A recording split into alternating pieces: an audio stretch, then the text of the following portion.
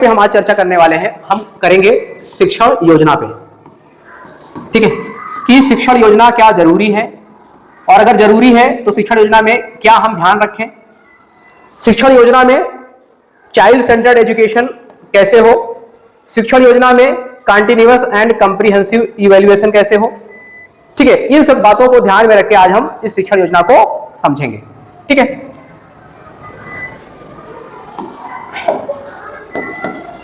तो शिक्षण योजना की जब बात करते हैं, क्या बिना शिक्षण योजना के पढ़ाया जा सकता है? तो अगर मैं अपने हिसाब से कहूं, मेरा अगर विचार इसमें है कि शिक्षण योजना से हम नहीं पढ़ा सकते हैं। क्यों नहीं पढ़ा सकते हैं?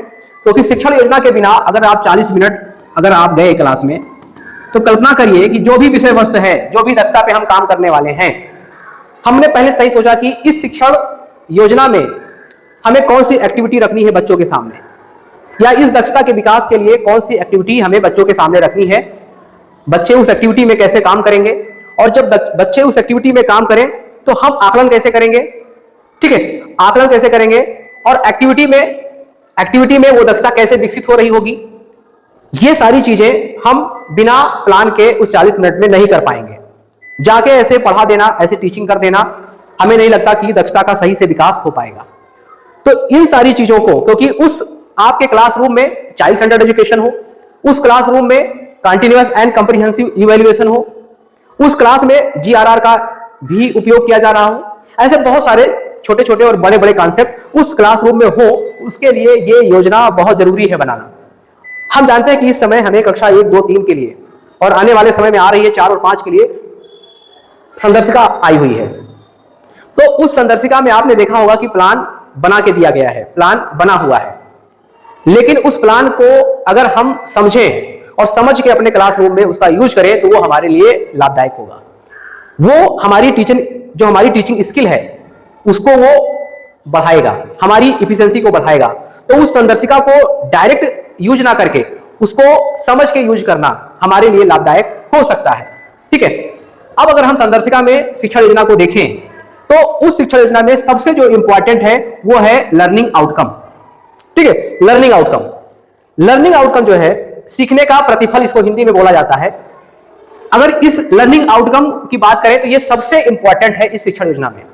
यानी कि हम अगर ये कहें कि लर्निंग आउटकम क्या है, तो लर्निंग आउटकम में हम अगर इसके शाब्दिक अर्थ पे अगर जाएंगे तो इसका मतलब है वो दक्षता जो बच्चे के अंदर शिक्षण के बाद दिखे, या अगर ऐसे अनौपचारिक रूप से हम इसका अर्थ ये लगा सकते हैं कि लर्निंग आउटकम का मतलब है कि वो दक्षता जो हम बच्चों को सिखाना चाहते हैं।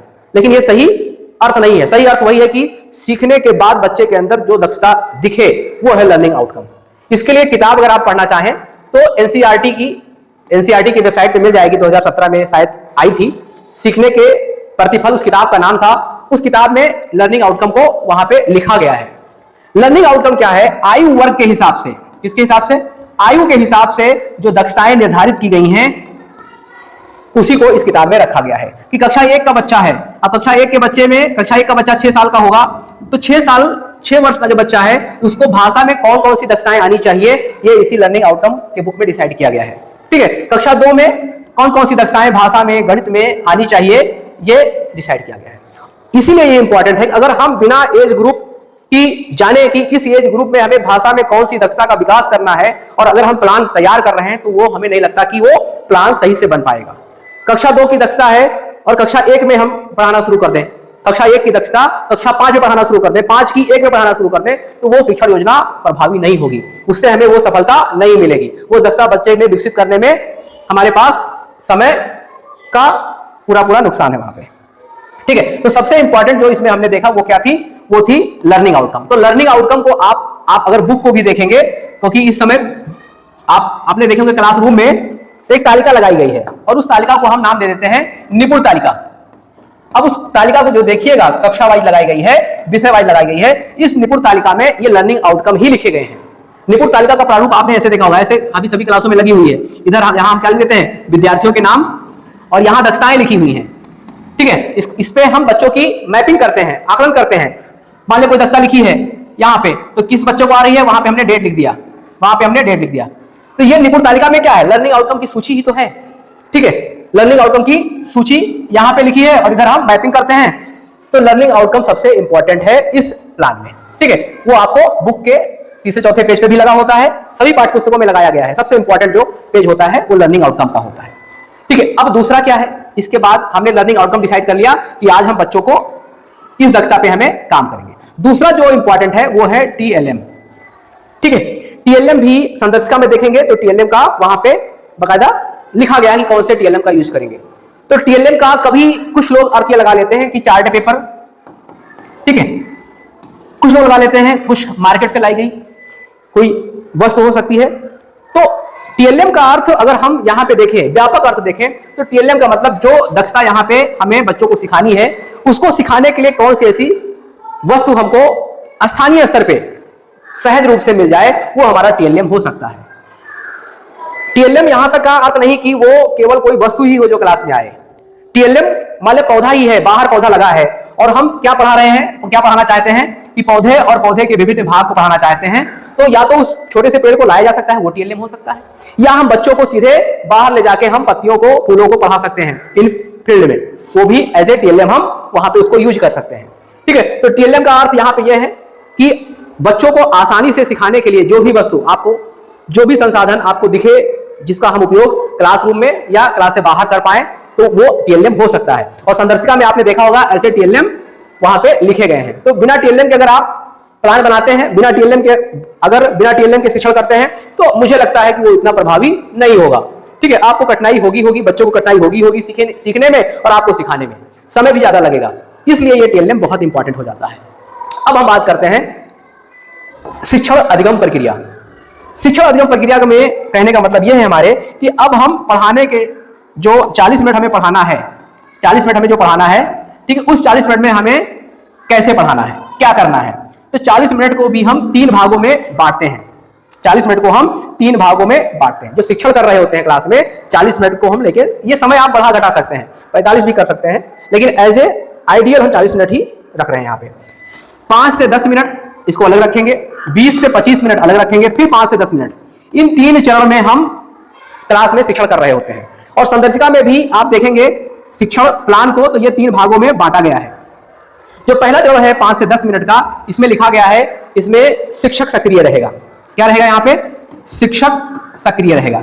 यानी आप जो माहौल बच्चों को देना चाहते हैं, जो एक्टिविटी कराना चाहते हैं, जो निर्देश देना चाहते हैं, बच्चों को इस दक्षता के साथ सीखने सिखाने के जोड़ना जो चाहते हैं, उसके पूर्व ज्ञान से, उसके समुदाय से, उसके परिवेश से, तो इसमें यह शिक्षक सक्रिय रहेगा 5 से 10 मिनट।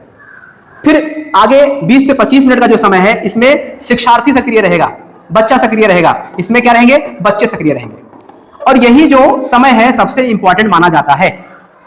इस प्लान को बनाते समय आपको यह देखना होगा कि ये जो बीच का जो 20 से 25 मिनट है, ये जितना अच्छे से रहेगा, इसमें जितनी अच्छी एक्टिविटी रहेगी, जितनी आकर्षक एक्टिविटी रहेगी उस दक्षता से संबंधित, इसमें बहुत सारी चीजों को ध्यान में रखना होता है, उसमें सारे बच्चे प्रतिभाग कर रहे हों, ठीक है।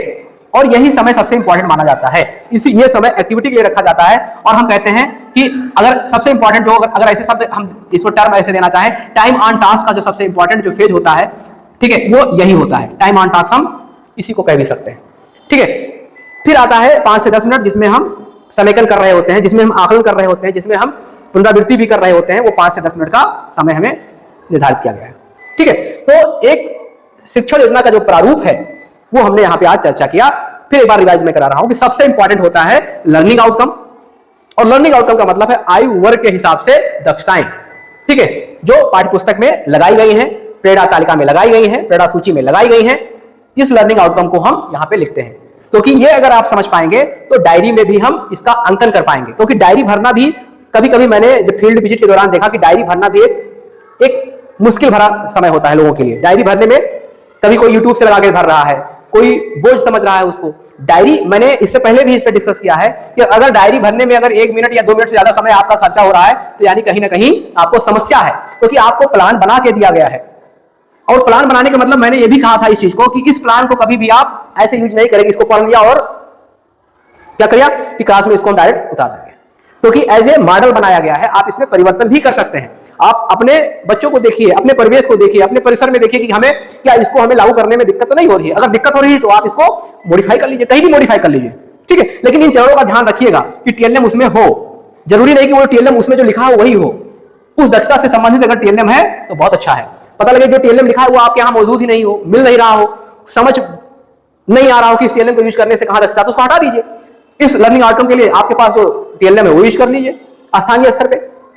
इन तीनों पीरियड में ये ध्यान रखिएगा कि ये 20-25 मिनट का है यही सबसे इंपॉर्टेंट है, इसी में एक्टिविटी है और यही 20 से 25 मिनट ये निर्धारित करता है कि हमारी कक्षा कितना चाइल्ड सेंटर्ड है, यही 20 से 25 मिनट। हमने एक वीडियो पहले आपसे डिस्कस किया था, डिस्कस में ये किया था कि जो चाइल्ड सेंटर्ड एजुकेशन है, ठीक है, चाइल्ड सेंटर्ड एजुकेशन में हमने ग्राफ बनाया था और ग्राफ में एक तरफ लिखा था एक्टिविटी और एक तरफ लिखा था चाइल्ड सेंटर्ड एजुकेशन, बाल केंद्रित शिक्षा। और इस ग्राफ को हमने ऐसे दिखाया था, ठीक है, जिसमें एक्टिविटी जितनी ज्यादा होगी, एक्टिविटी जितनी ज्यादा होगी, बच्चों की प्रतिभागिता जितनी ज्यादा होगी, वो क्लास चाइल्ड सेंटर्ड उतनी ज्यादा होगी। ये हमने बात की थी चाइल्ड पहले वाले वीडियो में।